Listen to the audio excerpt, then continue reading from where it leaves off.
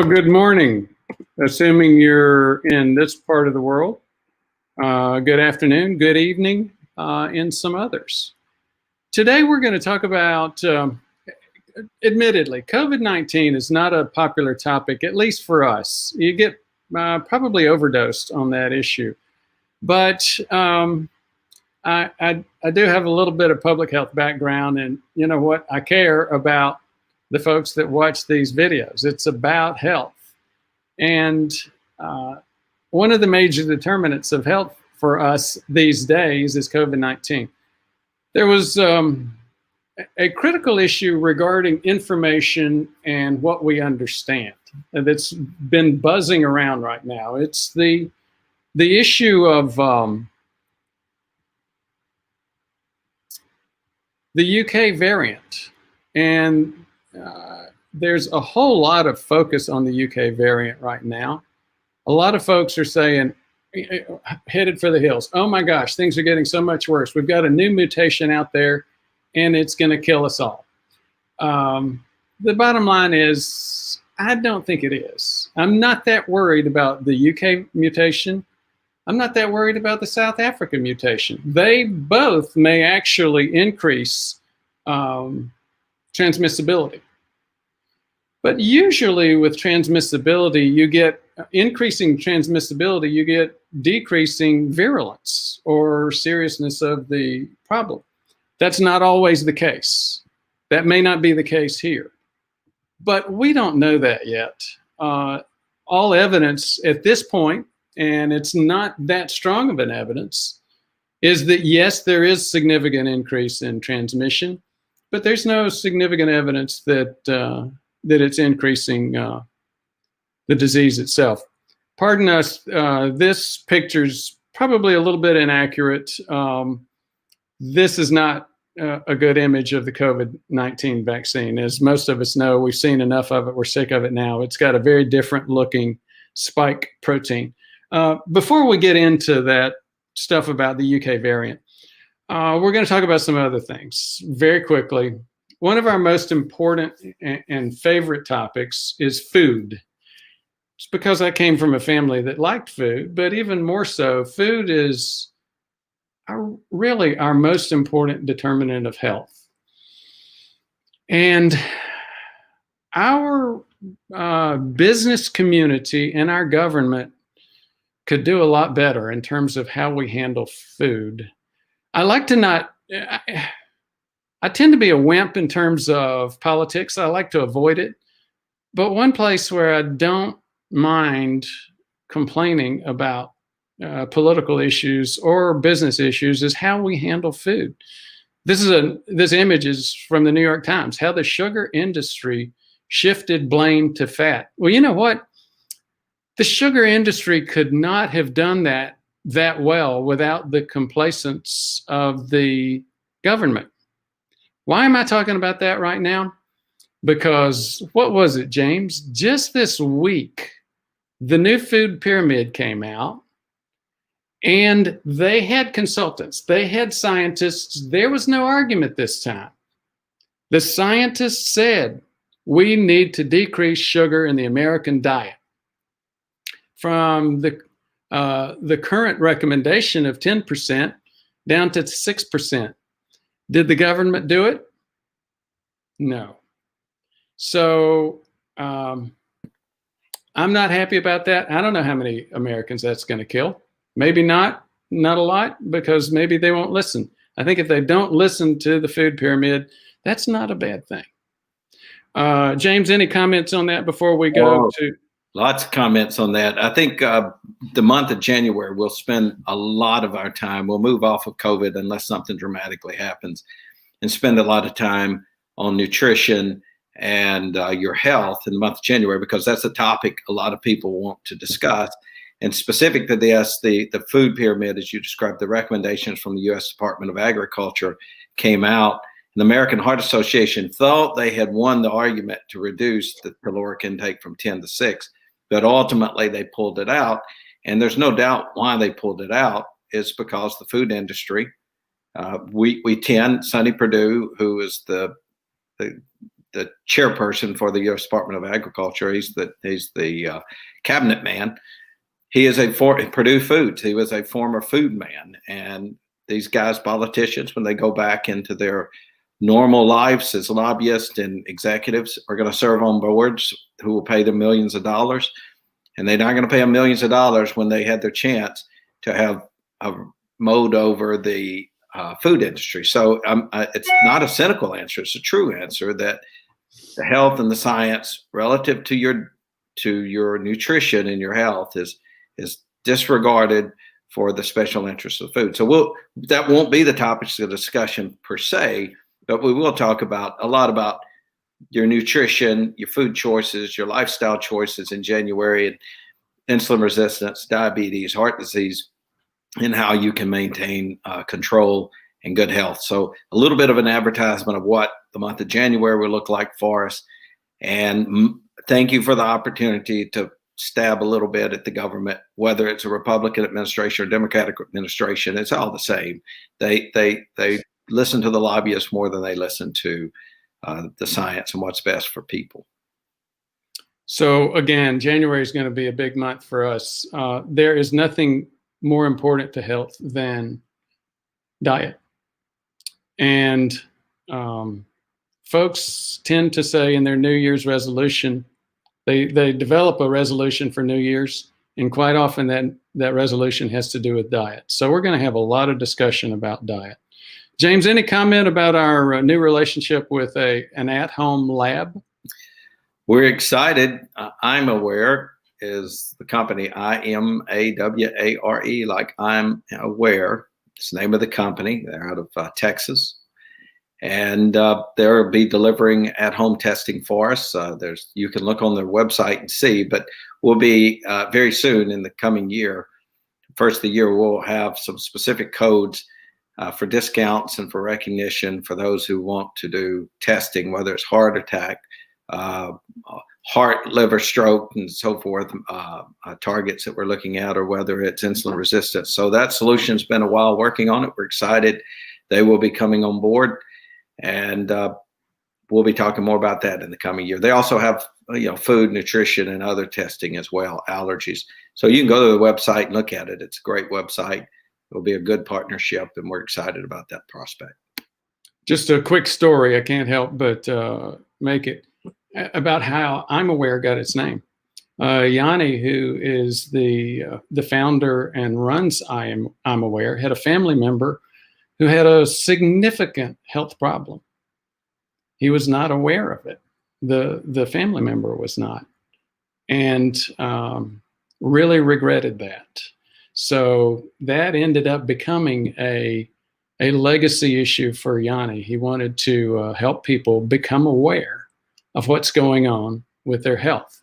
What could fit better with us? For us, the biggest thing that's impacting health is the fact that so many of us are not aware that we're becoming pre-diabetic, diabetic, and developing cardiovascular inflammation and plaque, and we're not aware. So again, I'm very excited about a couple of things coming up in the future. Another thing coming into our future is some role changes. James is stepping into more of a role to help us with getting our content cleaned up, the marketing component of it, making it available to people. And James has a background in labs as well. So he's doing a lot to help us develop that relationship. Speaking of which, James, you may want to take a look at all these next slides. I think it's too many slides to hit people with every week. Let me know if you want to stop on any of these and talk about them. Well, I think the one that you're on there at the beginning of the year, there is this is using the Quest lab, but it includes it. It's jumping on the Got Sugar webinar, being able to look at yourself, do insulin resistant testing, look at insulin, look at your OGTT and other tests. So that's a special that PrevMed is running, so that it pulls people into the community of patients. With this, you become a patient and part of the webinar series around insulin resistance and diabetes. So that's great.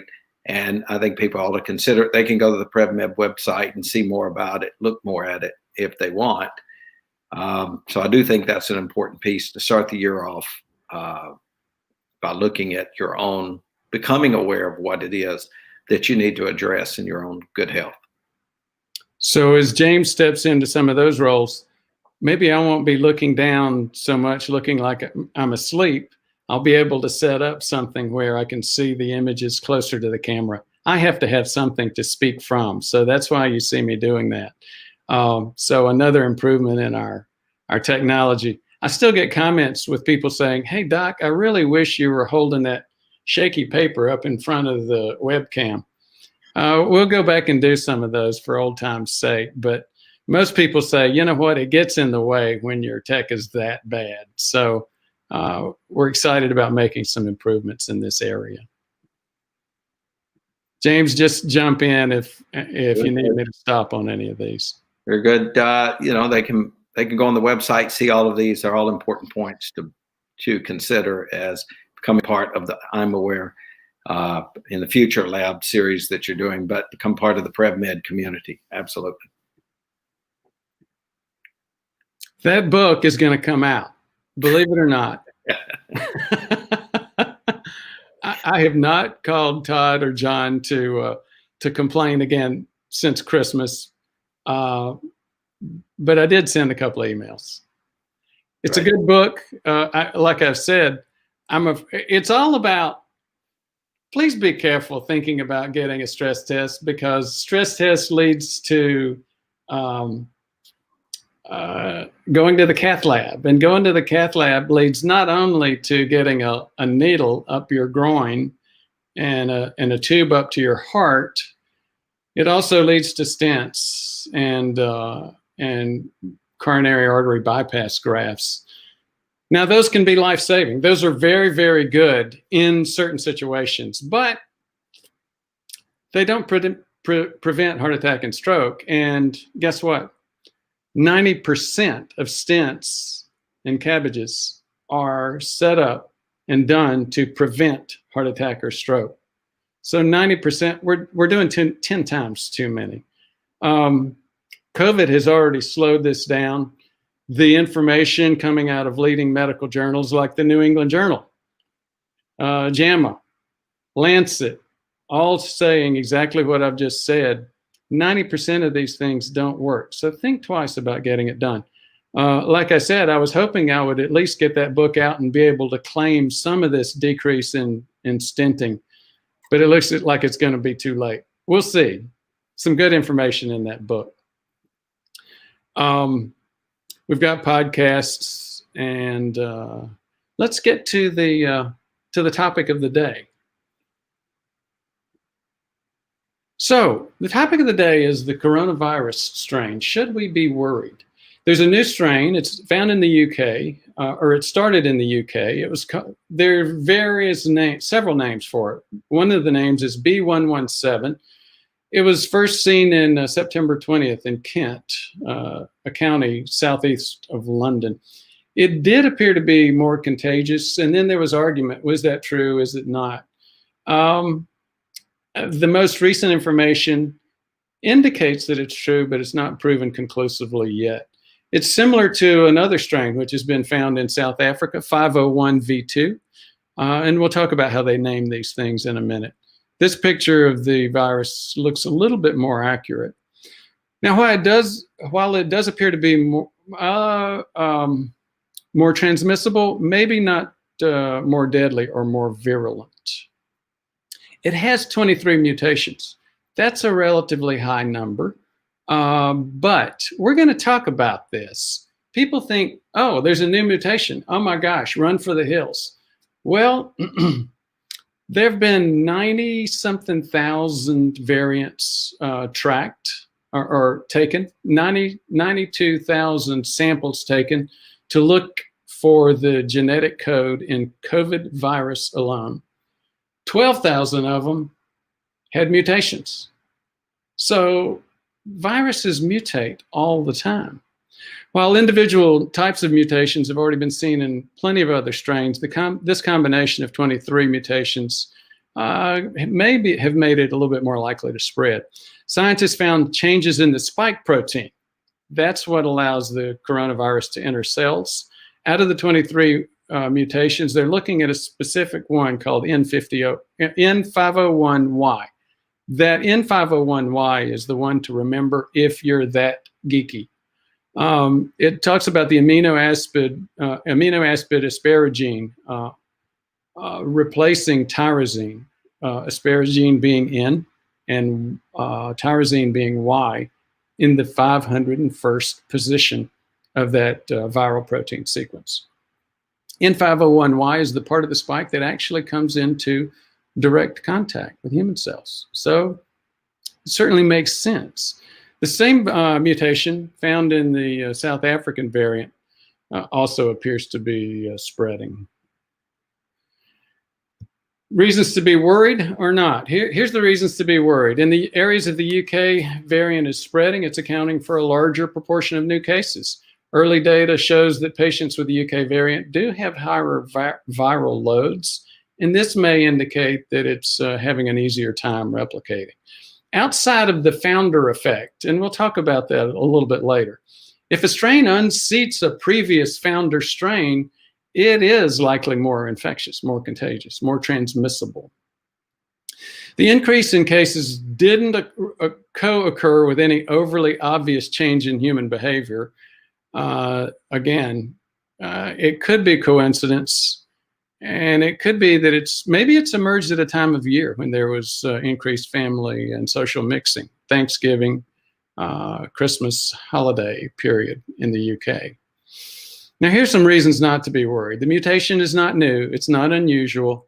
Or the fact that the virus is mutating is not new or unusual. The process of making viral copies is prone to error. You know, I'm going to talk a little bit later in one of the slides. We had there's a great video out from a fellow who's a virologist. We almost had a virologist on with us today, David Vigorist. We hope to get him on to talk about some of these concepts in the future. His point was viruses mutate all the time. And if you just understand how viruses replicate in the host cell, in this case in the human cell, you begin to get an understanding of why that happens. They come in, they infect, they have to take over the DNA and RNA replication series. They have to shut down DNA replication because this is an RNA virus, and they have to take over the components of RNA replication.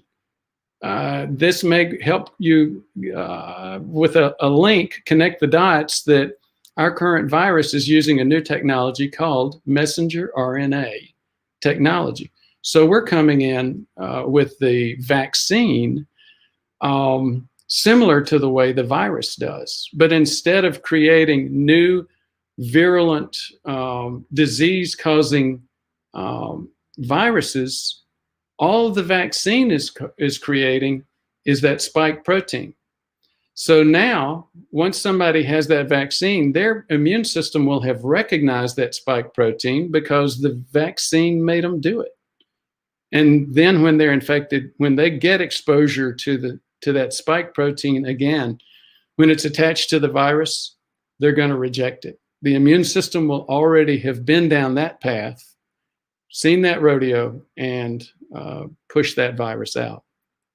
Most of the time, mutations in viruses mean nothing. Some mutations may even harm the virus. Sometimes mutations can give a virus an advantage, like the ability to infect more cells. I will also say this, go off script for a second. Quite often, we see when an epidemic happens, a new virus is introduced to the human population. We saw it with bird flu. We saw it with pork flu, different types of flu. As they begin to spread through the human population, a couple of things happen. They do tend to become more infectious, but most of all, they tend to become less virulent. And guess what? One of the most common ways for a virus to become more infectious is to become less virulent. And when you think about the basics of host-parasite concepts, if I'm a virus and I need my host to spread me to others, he's not going to do it as well if he's dead or if he's isolated in a hospital bed because he's very sick. We want to not make our host sick. SARS-CoV-2 has already been mutating through the course of the pandemic. As I mentioned, there are, out of the 90,000 that have been tested, 12,000 are different variations. In May, we discussed a coronavirus strain that was identified at the Los Alamos National Laboratory. You may remember that. If you do, I'm impressed. That virus did seem to, or that strain did unseat the founder strain that was in New York at that time. There was a different virus that started in New York. This new strain came in and replaced it within a matter of weeks. Back then, researchers identified 14 mutations. One of those mutations, D614G, affected the, again, that spike on the outside of the virus. I mentioned founder effect a few minutes ago. Here's the thing. If a few organisms get separated from their parent population and they don't carry the same set of genes, the resulting founder effect results will cause a separated population to become genetically distinct from the original population. In other words, this in a pandemic, you have different arms of genetic variations going throughout the susceptible population. As we mentioned, there's a lot of genetic variations, a lot of mutations. So what you get is different strains going through the population. Some are more infectious than others. That may be true, but don't assume that just because you see something in a certain variant in a population, don't assume that that's the strongest variant. And don't get scared. That's one of the major messages of this video. These strains tend to scare us anytime you hear about a new variation. We're going to hear a lot. This is probably still not the last time we're going to hear about new variations. When a strain is introduced to a population, that strain is then the founder. Now, it's going to take when a new strain comes into that population, it's going to take a significantly increased transmissibility for it to supplant that founder, that earlier strain. So the estimate that the UK variant is 70% more contagious is based on modeling, not lab experiments, and we're getting more and more information. I think it's going to be a few weeks before we know for sure just how much more infectious it is. The UK does a lot of viral sequencing. It picks up on the new strain quickly. And that probably overblew the case a little bit. So, if you're going to see new strains, one of the places that's most likely to pick them up is the UK, simply because they are doing so much testing. The US has only sequenced 51,000 of over the 17 million cases reported in the country. Out of the 275,000 full-blown genome sequences in the public databases, 51,000 of those are from the US and 125,000 are from the UK. So reasons not to be worried. The UK variant may have already been spread in many countries and not being detected. Just over the past 24 to 48 hours, you're starting to see records and detections. I think there was one recently in a man in Denver. The variant could already be in the United States without having been detected. That's a quote from the CDC on December 22nd.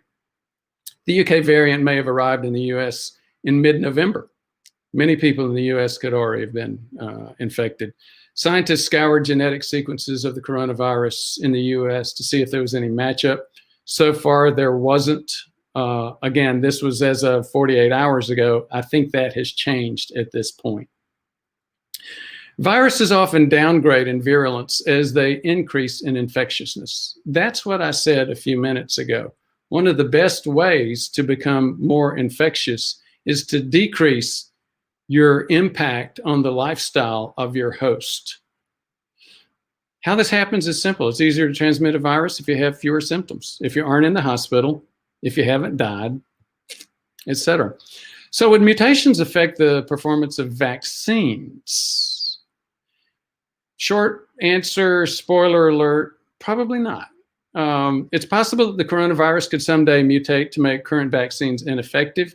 If and when that happens, there will be clear. I have every expectation that we will modify the vaccine at that point to make it effective for the new variant. Still, many experts say it would take years, not months, for the virus to mutate to a point where people's antibodies or current vaccines become ineffective. Again, we're talking about small changes in amino acid sequences, and out of 30,000 base pairs in the COVID vaccine. So you would think you're going to need more than just a dozen changes in that sequence to result in something that's going to totally negate the impact of the vaccine. The design of most COVID vaccines is based on epitopes of the virus's spike protein. The chances that a mutation would alter all of those epitopes is low.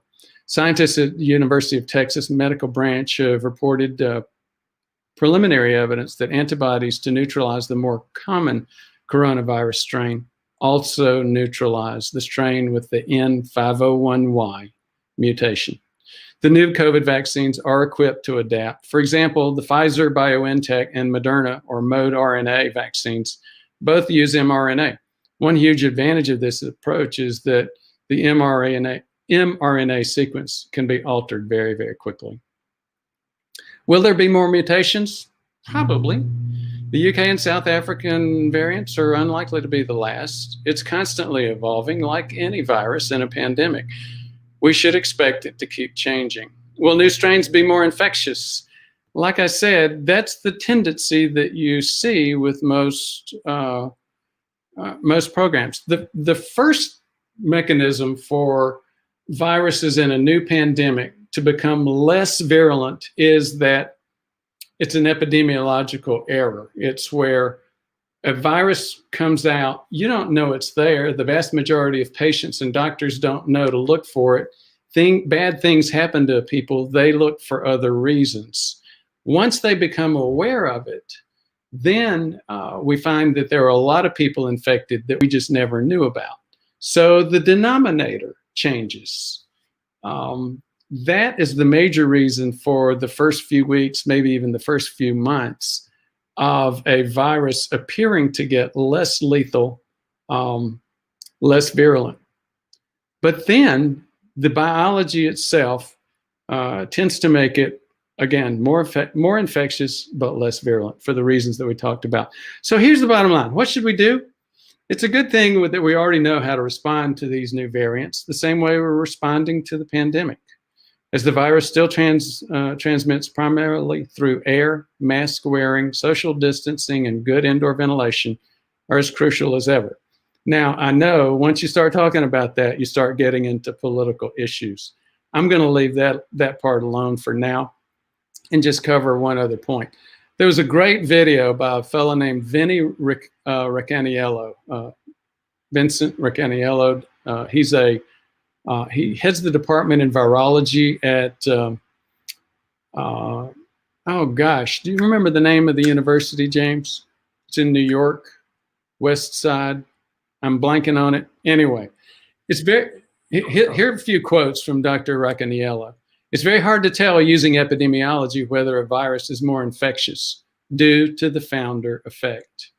He did go in and give us some definitions, which I think are helpful. Mutations versus variant versus strain.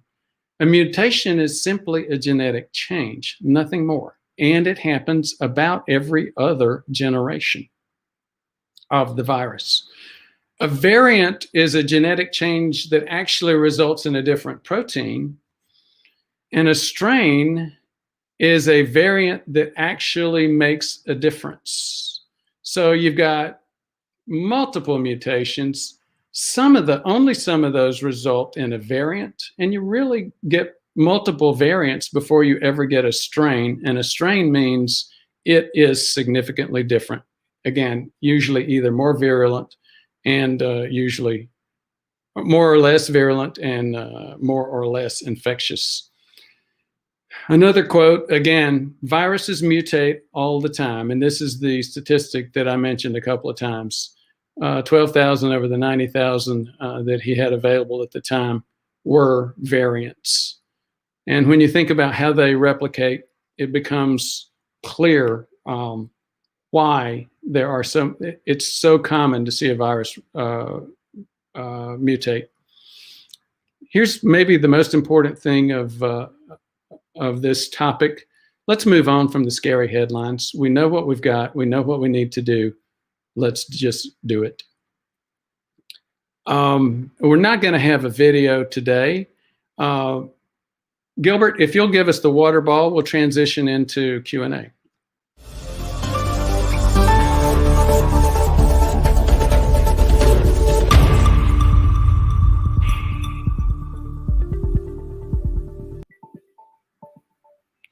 Well, I have to say, first of all, thank you, Westfield, for clearing up my senior moment. Racaniello is at Columbia University. James, any comments? You've been looking at the comments coming through. I have good comments as always. A couple of things. One, thank you very much for it. Another great and informative preparation and common sense approach to these topics if we've gotten into them. So thank you very much for doing a great job, as you always do. Always great. Always get smarter. Every time I get on the phone call or video with you, my IQ goes up. It's nearing double digits at this point, but it's going up. It's the trend. It's going the right direction. So thank you very much. That's some really good content and information. I have to interrupt and take over for just a second. You don't recognize this name, do you, James? Westfield 90 or Beth Ratliff. No, Beth is a friend of mine. She was the chief of operations for Premise and its predecessors at the time that I was chief medical officer. So Beth and I worked together a lot. Very, very smart person, manager. I met her when she was working at Toyota with me, and also her husband, Randy. Now, Randy, you would enjoy meeting. He is a lawyer, maybe not because he's a lawyer, but because he's been very active in Kentucky, and I think now in local Tennessee politics. Well, welcome both of them onto the call, and thank you guys for joining us, and thank all of the listeners. We've gotten a good turnout as always, and great comments. We appreciate this, and again, we always look forward to new topics, good comments. Just for the record, Gilbert, were you able, if not, don't worry about it, but I think there was a slide I sent to Gilbert of an image.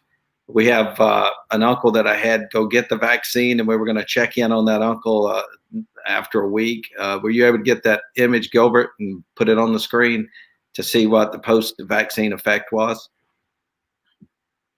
There. Oh, James, Here we are, supposed to be responsible public health people, and you're just fanning the flames. Well, the truth is that's my Uncle Steve, and he looks better now post. Oh gosh. So he. That's enough of that, Gilbert. Take it off, Gilbert. In reality, it's been a good week.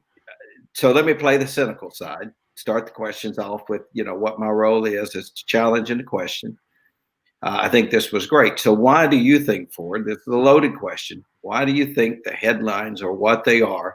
Your conclusion is this is very normal. If I'm repeating what you would say, we should expect to see different strains. We should even expect to see variants. We certainly should expect mutations on a vaccine. And in fact, if the term herd immunity means anything, it means that more people need to get it, ideally in a less virulent form, so that we can reach that herd immunity status. So this would all be normal under a normal seasonal flu. Is it not the case? The seasonal flus change year to year because we become immune to the season before's flu as it runs through. So why is it now making such headlines as a panic in the media if in fact we're saying, well, this is normal, this is what we should expect, this shouldn't be sneaking up on anyone? Any comments to that before I'd make comments? Yeah. So, again, you see this theme over and over again in politics and medicine and everywhere else. Change scares people. And anything new happening, people automatically assume the worst until proven otherwise. When I was at Toyota, I had some training. Senior management had training, like most large companies, on understanding the media. And I'd always had this question. It was, why I don't watch news. I hate news, and it's because it's always bad. And the media trainer in that in those classes for the senior Toyota officials was, that's because if it's good, it's not news. That's people. People are not interested in things that are good. People are not interested in things that are neutral. They only want to know if they need to get out of the way of something bad on the way. So that leads to sensationalism in politics, sensationalism in medicine, and like the picture you just showed. Everybody's afraid that the vaccine's going to kill them. Right. Yeah, you remember in the early 1980s, 83 or 84, there was the song "Dirty Laundry" that came out. One of the people came out with that song. From that vantage. Right, that was exactly his perspective. Is it's just the news just wants to tell us whatever will get us stirred up. So, would you agree that this may be one of those where it's normal? We should pay attention to it, just like we really do believe in the COVID, that there is something serious to take into account in the way we behave and how we act in the disease, but yet the sensationalism is what may be driving the interest in this, not the facts. It is. There's obviously a ton of sensationalism around this. And as you've pointed out in discussions with me, I come from a public health background. I tend to automatically go to some of the public health focus points, and you tend to come from a different perspective. You tend to come from more of the, as you were joking this morning, the conspiracy side. The reality is there's a lot of people that have a lot of agenda, and sometimes they will they'll take any opportunity they can to turn something towards a different agenda than the reality. Whether it's true or not, I certainly believe that we are going to hear feedback that it's interesting timing. I always wonder about coincidence. It's an interesting timing that the good news, there is good news in the last week or two. The vaccine is made available. It's rolling out. It seems to be successful so far, in spite of my humor of the picture from the Goonies. That's the character off the Goonies. Hey, you guys. In spite of the fears that are out there, so far we don't see a lot of the allergic reactions that we were concerned about. We're not hearing a lot of negative responses people are getting. It seems to be rolling out smoothly. So there's good news. And then just as the good news is there about the vaccine and the fact that maybe we could be turning a corner, in comes the sensational news that says, oh, there's something new, there's something worse, there's something bad. We're not really turning the corner. And it just seems to me plausible that for those who may be interested in keeping this going, they have to keep the bad news, they have to keep the sensationalism, and they have to keep reasons for the control. I do believe that you have a tendency of people, once they have control, to keep control.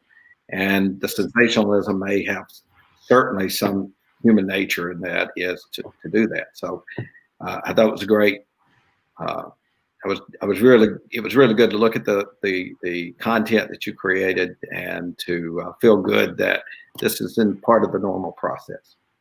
You know, you bring up a good point. To me, I think the biggest news right now is that the European groups just ratified the AstraZeneca Oxford vaccine. Now, here's the big, that's not so much big news for the US, but it's going to impact, even if you're totally focused on the US, which I'm not, but if you're totally focused on the US, what that does is provide a lot of relief for the rest of the world. AstraZeneca is the old school type of vaccine. It's like, what, $3 per dose, and they're going to be able to make tons and tons of it. So it'll relieve some of the demand for this vaccine. Again, it's great news to get now a third and a really big, really inexpensive, yet really effective vaccine out there. Yeah, in fact, one of the questions that are in our thread is someone that they don't identify. I didn't see where they identify which part of the world they're in, but obviously they would describe themselves in a foreign country. And they were asking when, in poor countries, that's how they describe in their thread, when do we think that, and they said, give us an honest answer, when the vaccine will be made available and in these poor countries. So that is part of the answer to that, is when it can become able to be shipped more easily, when the transportation issues that the messenger RNA vaccines create, when we resolve those and are able to get that into those third world countries. So I think from what I read, it's going to be sooner rather than later with the rollout of these types of traditional vaccines. I'm trying to remember, there's somebody's law. You know, if something can get screwed up, it will get screwed up. And that certainly applies to logistics, and I'm sure we're going to have more than our share of problems rolling this vaccine out globally. It's not Reynolds, it's not Boyles. Do you remember who I'm talking about? We're talking about it in business all the time, how, you know, if something can screw up, it will. I'm sure that will happen, but there's been huge teamwork getting these vaccines out. There's not 3 vaccines available. There are, what, 5 or 6 already available globally. The Chinese vaccine, the Russian vaccine, and you can say whatever you want in terms of criticism of other vaccines. There's actually discussion of, I think, pooling some Russian vaccine with some of maybe the AstraZeneca or one of the others. There's going to be a lot of vaccines out there.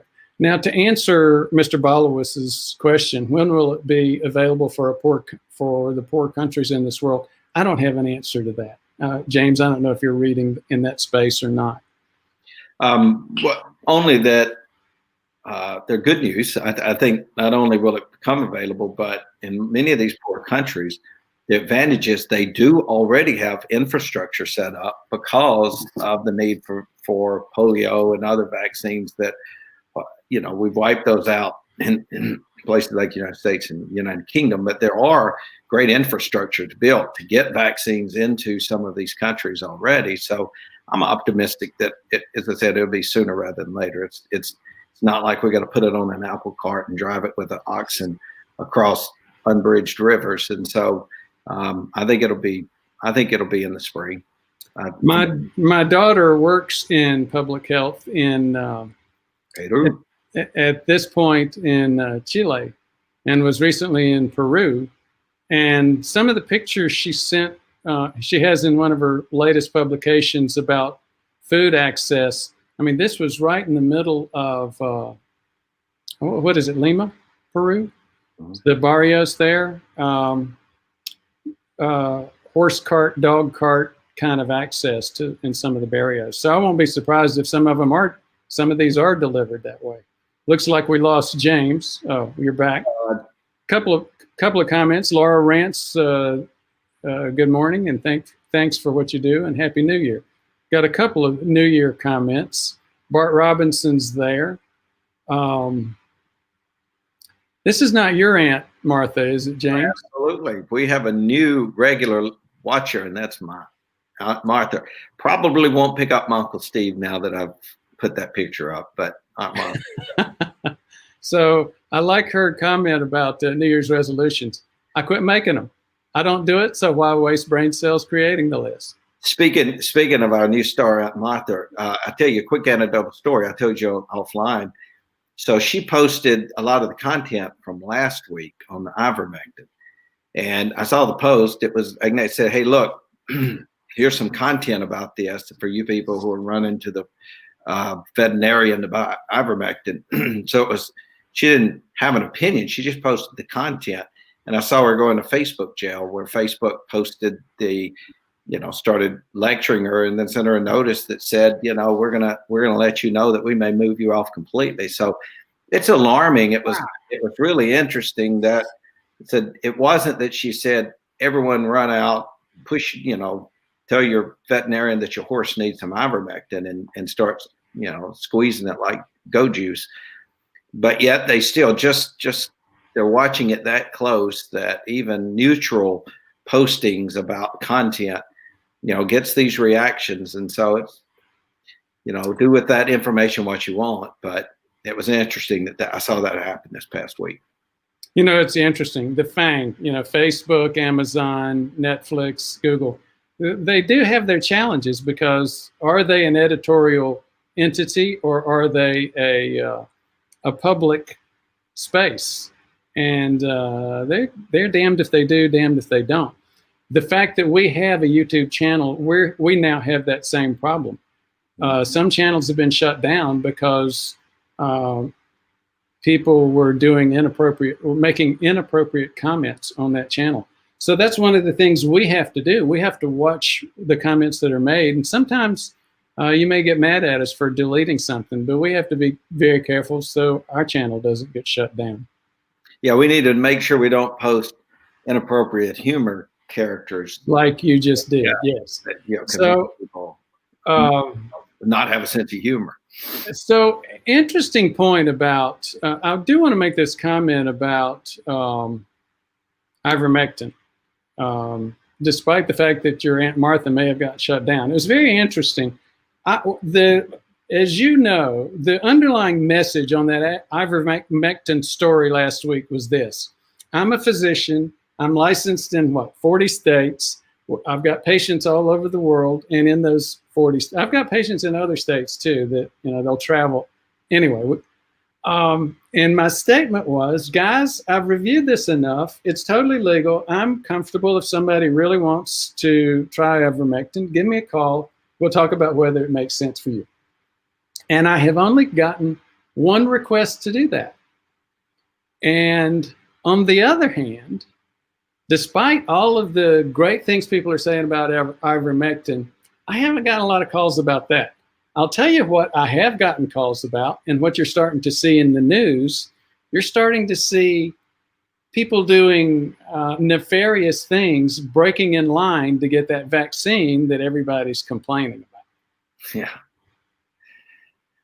So I think there's one thing about headlines and talk, and another thing about people vote with their feet. People are getting that vaccine. Simone de Simple, I think that's how that's pronounced. T-cell memory is quite good. Yeah, that's there's a lot of evidence that this whole vaccine may be more about T-cell memory than it is about antibodies itself.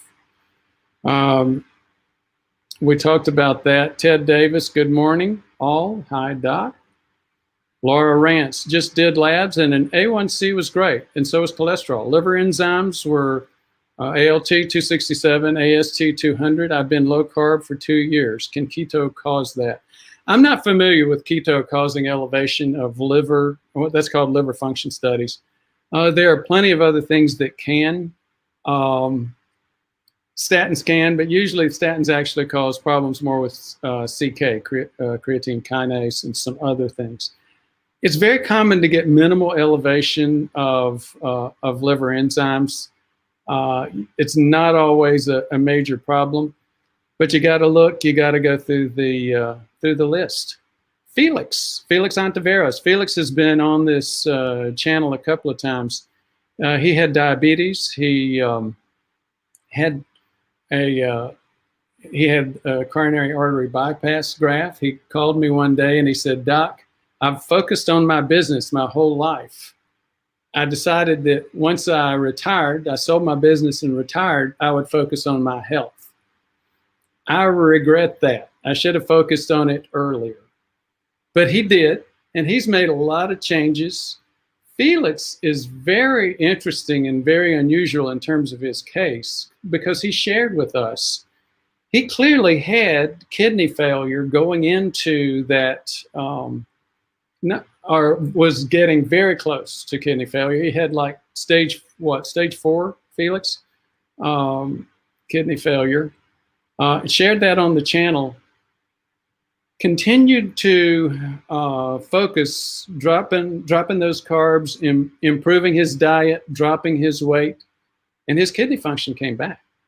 So you'll hear doctor after doctor after doctor say kidney damage is permanent. Just like you'll hear doctor after doctor after doctor say plaque does not reverse. You cannot reverse plaque. Well, I've reversed plaque in myself and in others, and Felix has reversed his kidney failure. So don't believe everything you hear. And thanks for joining us, Felix. Good to hear from you. Donald Taylor, no cure. So no cure, just to survive it and go on with life. Does eating garlic help? Eating garlic helps several things. It got some anti-inflammatory problems. I haven't seen anything about that in this virus, but no cure, but you can recover. You know, it's an interesting thing. Speaking of stuff, there was an article that came out in JAMA just this week talking about the death rate in 25 to 40-year-olds from COVID. That is the number one cause of death in 25 to 40-year-olds in the U.S. is usually, I think the number one is right now is opioids, illicit opioid use. COVID took over from that. So COVID has become the number one. Assuming I read that correctly, and somebody fact check me on that if you would. XX P-Man. The only thing scaring us is the mainstream media and their tactics, and James and his tactics. I wouldn't classify James. Maybe James is becoming mainstream media now. So much, Westfield 90, so much sense. Thank you. Thank you, Westfield. Me for it. What's that? That comment, so much sense. Thank you. That was direct. That was for you. I missed that. Thank you for correcting me. Truth Seeker 2020. I think I will just trust my immune system. Seems to be doing very well. Consuming natural superfood nutrition, staying far, far away from big pharma lies. You know, I don't know what to say about big pharma lies. Yes, they do a whole lot of lies. Yes, they've messed up a lot of people. They've done some good things. You know, big pharma is the guys that made this vaccine available as quickly as they have. Have they done it to make a lot of money? I'm not going, you know. Joy 31608. How is the cross effectiveness of a vaccine for a new variation of the virus measured? There's several different ways to look at it. We mentioned one of them in there about how they just look at the actual molecules. In a related item, what they can do is they have methods of modeling the actual protein based on the sequences that we talk about with the amino acids and the genetic material. So you can actually get some predictions looking at those models. The other thing, though, is to monitor the virus in the real world as it comes out. I hope that helps. Robert Clark, good morning. Westfield 90, Columbia University. That's correct. Racaniello, Vinny Racaniello at Columbia University. You know what? We're getting a lot of comments. So many comments right now that we're losing track. What happens? I'll see if I can. I love Vinny. He knows more about this than any other media or government healthcare advisor. I would agree. Scary in my something opinion. Joy, the gold standard for testing neutralizing is called a plaque assay. Are guys in line to get the vaccine soon? They're fighting in line, and I think there's a fellow who runs a healthcare system in New York who's recently gotten about $1 million fine for jumping the line himself. He runs that healthcare system, and there's a picture of him getting the vaccine, and he's not in a high-risk group, so he should not be getting it yet. Is the plaque assay complete? Oh my goodness, Joy, no, it looks like we've got some conversation going on. James, are you able to look through? And yeah, there's a couple questions that pop up. Let me stop and ask you there to address this as the feed goes down. Great comments. We appreciate people's engagement. Whatever that engagement is, we said, thumbs up, thumbs down, just engage. Can you speak and address whether or not there are fetal cells used in the vaccine? That's come up a few times later, and whether heavy metals are included in the vaccine. So that's a common conversation that comes up in vaccines in general. So it's come up here, a couple of people commenting back and forth. So if you wanted to address that, I could, since it's in there, I think it's important to address it for a lot of reasons. At the caveat of, I'm a doc. I'm not a vaccine producer or a vaccine scientist. I wish David had been able to be here. He's a mutual friend and colleague of ours. David Vigorous, he's a PhD, world-class virologist and laboratory scientist. We'll have him on when we can get him on to talk a little bit about some of these comments. I'm not aware of either heavy metals or fetal materials being used. Clearly not in the 3 vaccines that we're talking about, or even in some of the others for COVID. Now, the anaphylactic reactions that have happened, there is some supposition that it's to one of the preservatives. Do you remember what the name of that preservative, James? It's very, very commonly used. I don't. One question that does come up in here is one of those reactions was a person that had severe allergies to seafood. Was there any connection to that? I don't think there's been enough evidence. I haven't read anything, and look, I'm looking for that and those common informed threads. So much of this is just anecdotal, that feedback. There's correlation, there's causation, and that there's, with an N of 1, who knows whether it has any connection or not. Have not seen anything in our preparing for this. You haven't pushed anything. I haven't read anything, haven't heard anything. And the network, when we ask people to give us feedback on this, that anything that says that. Also, I think very early in some of the research, there were fetal cells in some of the research to develop it, but I think specifically they've addressed that none of these vaccines have the use of that in these vaccines. I'm willing to read and see if someone corrects me, but I've not read or seen or heard any evidence that fetal cells were used in any of the vaccines, particularly when you're dealing with messenger RNA. It's just a completely different type platform that wouldn't, to my knowledge, require it even in the preservatives. Yeah, I think that's one of the points behind this is you don't have to grow biological materials, including either of our viruses.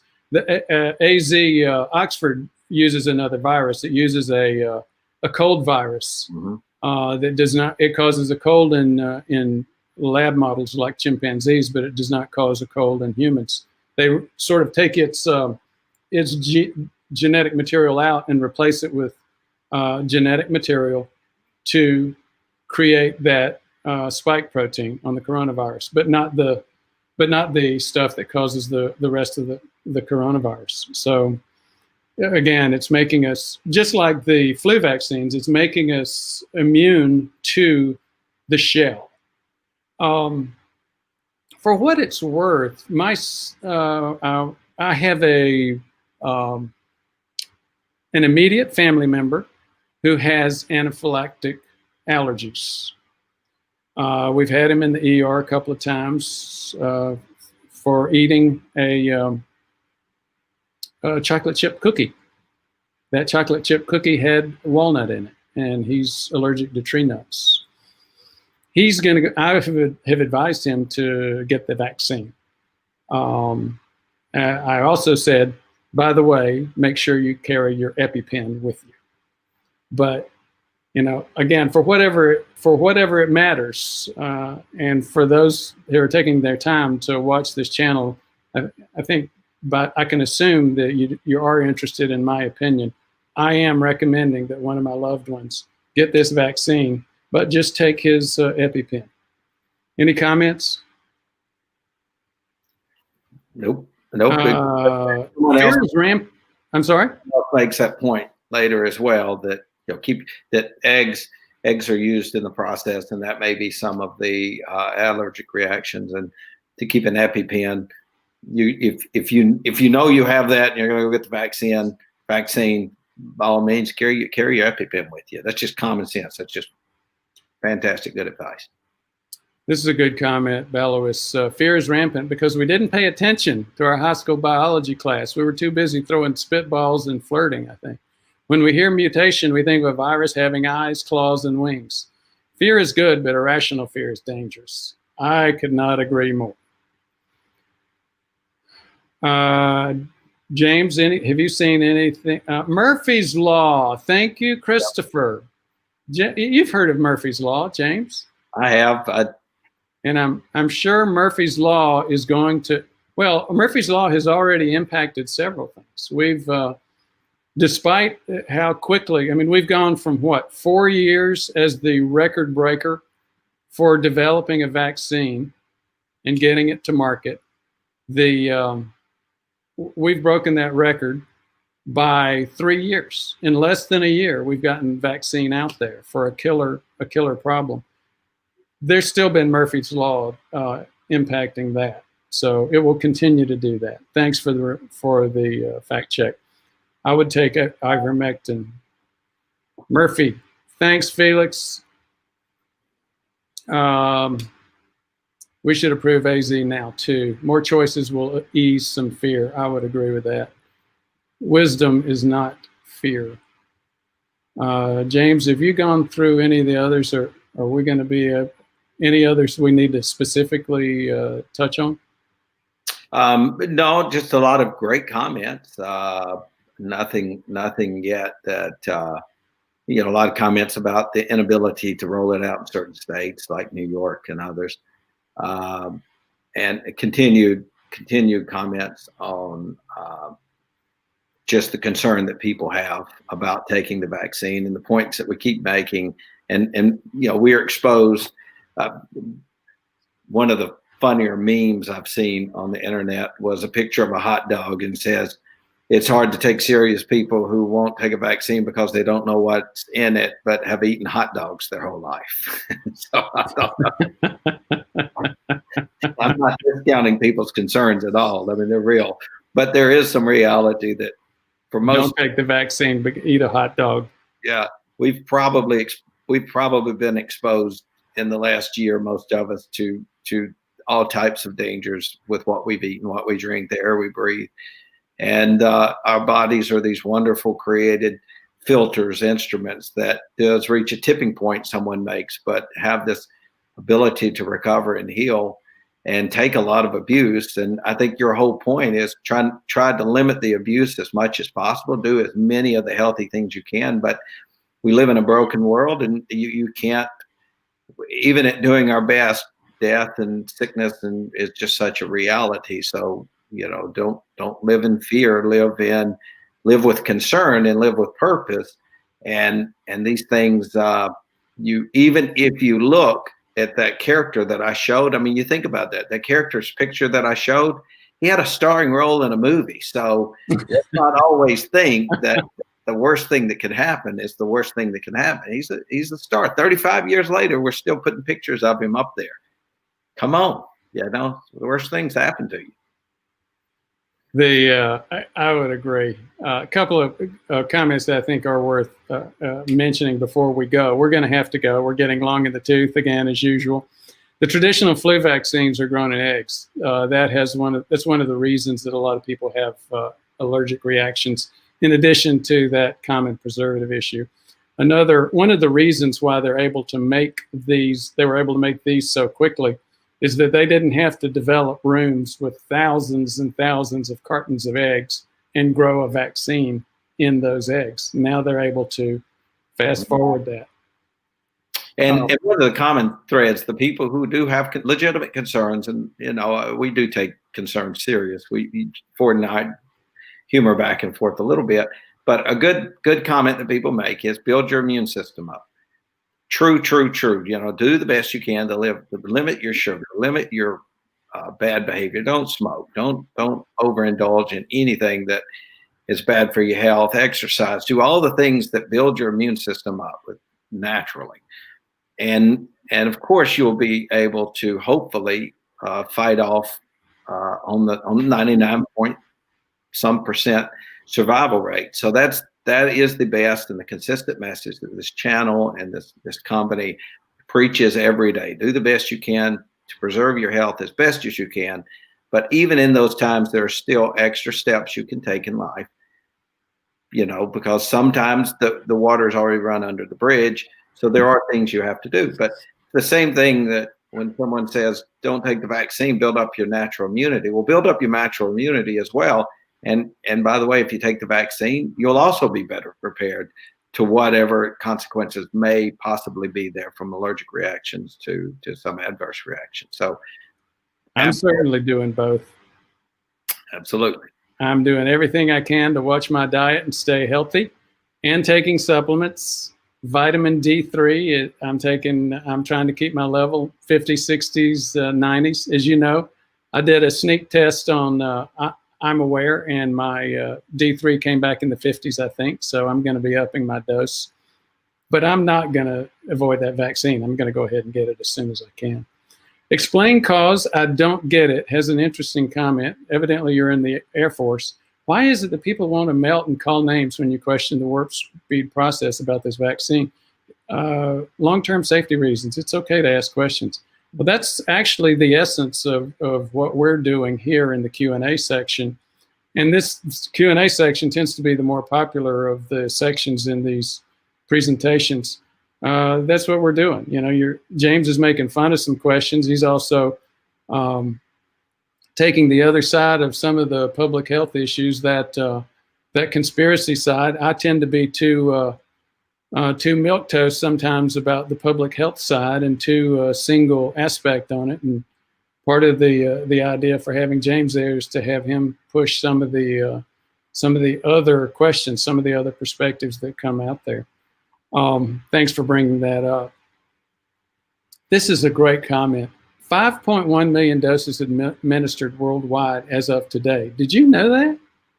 I knew it was a high number, and as far as reporting, no one had reported a death, and we can count the number of people who have had, you know, some kind of allergic reaction, which is all good news. I mean, someone would point out the long-term effects, and we're looking, and we know that there will be ultimately some long-term effects in some people. The numbers will require that, but it's a trade-off. It's just, you know, I would assume that 5.1 million, that there's probably a death or two in every 5.1 million glasses of milk, glasses of water, metformin doses, aspirin, you name it. Maybe I'm wrong, but my point is, you know what my point is. Yeah. Anything else before we go? You know, I'll make a quick comment. It's humor, but when we talk about those numbers, I always laugh when people say, well, is it worth it? 1 out of 5 million. I go, okay, well, 50% of all marriages end in divorce, right? But yet we not only do it once, we'll get in line and do it 2 and 3 times, And so since we sometimes all wake up and say, you know what, I think I'm going to take a 50-50 chance on losing half of everything I've got. And then we'll turn around and worry about a 1 in 5 million vaccine. So I think you have to just take things in perspective and do the best you can. Stay as healthy as you can. Learn as much as you can and question everything you can. Yeah, it's a good point. They don't question getting into the car or getting on an airplane. Some people question getting on an airplane, but you start looking at these numbers and these start to look safer than that. Thank you so much for your interest, and thank you, James. Thank you, Ford. Great show again.